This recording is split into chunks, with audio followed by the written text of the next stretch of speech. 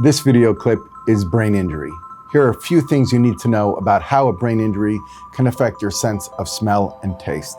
I'm Andy Siegel. I'm the senior litigating partner at Siegel Coonerty here in New York City. There's been head trauma, and what occurs in head trauma sometimes is inflammation of the brain or the structures that line the brain.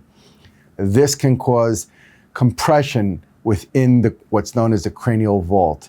And what can happen then is those structures that interpret smell and taste can be compromised. Basically, what happens is when you smell something, that odor goes in your nose, goes through a structure at the base of the brain known as the cribriform plate, into the olfactory nerve, and it's interpreted.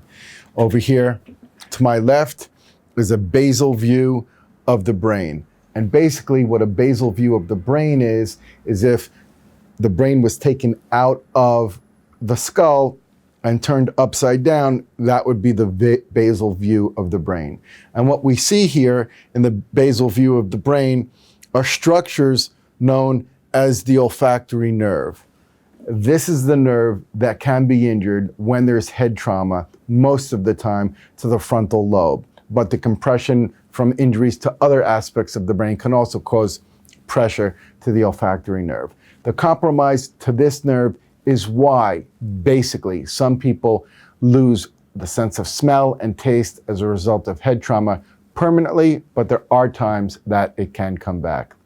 Why do you need to know this information? Because if you or someone you know has experienced head trauma and has suffered a compromise to your sense of taste and smell, this explains why. I'm Andy Siegel. Call me, 212-532-0532. I will answer any questions you have regarding head trauma, brain injury, and the loss of sense of smell and taste. Thank you for watching this video clip.